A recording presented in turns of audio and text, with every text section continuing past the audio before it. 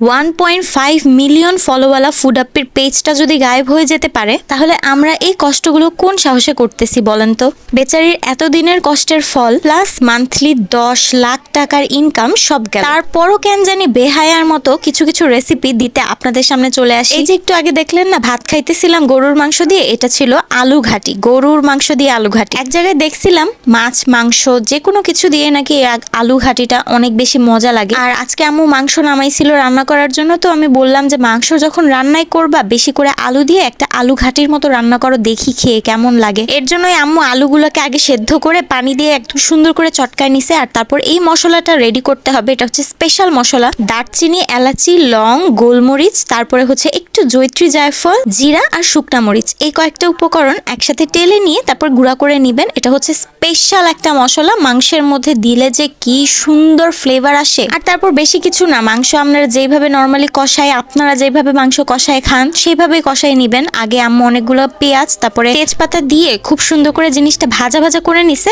আর তারপর বেশি বেশি করে সব মশলা দিয়ে দিতেছে আর এতগুলো আদা রসুন বাটা দিছে। এই রেসিপিটা কিন্তু বানানো আহামরি কিছু না, ঠিক আছে? সবাই হয়তো খান, আপনারা অনেকেই খেয়েছেন, কিন্তু আমি খাই নাই আগে। আর আজকে খাওয়ার পরে আমার সত্যি অনেক ভালো লাগছে। আর বলবেন যে এটা টেস্ট তো নর্মাল গরুর মাংসই হবে, কিন্তু না, আসলেই না। নর্মাল গরুর মাংস যে ঝোল ঝোল করে আমরা রান্না করি ওই রকম না, টেস্টটা আসলে অনেক মজা। এখন এই তরকারিটা বেশি করে আলু চটকায় তারপরে রান্না করছে, এর জন্য হয়েছে নাকি অন্য কোনো মশলার কারণে হয়েছে আমি জানি না, কিন্তু আমার কাছে দারুণ লাগছে। এর আগে আলু ঘাটি রান্না করার ব্যাপারে শুনছিলাম, বাট এইভাবে রান্না করে আমি জানতাম না। মাংস দিয়েও যে এত মজা করে রান্না করা যায় আমি জানতাম না। আচ্ছা, এখানে আমার আম্মু মাংসটাকে সুন্দর করে কষাই নিছে। আর মাংস কষাইতে কিন্তু অনেক টাইম লাগছিল, আমি অনেক বেশি হয়রান হয়ে গেছিলাম যে আর কতক্ষণ হচ্ছে না কেন, কারণ আমার খিদা লাগছিল। তো যাই হোক, এখানে আম্মু অনেকক্ষণ লাগে মাংসটাকে কষাই নিছে। আর তারপর সেই প্রথমে যে মশলাটা দেখাইছিলাম স্পেশাল মশলা, সেই মশলাটা দিয়ে কতক্ষণ নেড়ে চেড়ে নিছে। আর তারপর আমাদের পানির সাথে চটকে নেওয়া যে আলুগুলা ছিল সেই মিক্সচারটা দিয়ে নিছে। এটার কারণে মাংসের ঝোলটা আমার কাছে দারুণ লাগছে, বিশ্বাস করেন। জিনিসটা আপনারা একবার রান্না করে খাইতে পারেন যদি না খেয়ে থাকেন তাহলে, কারণ এটা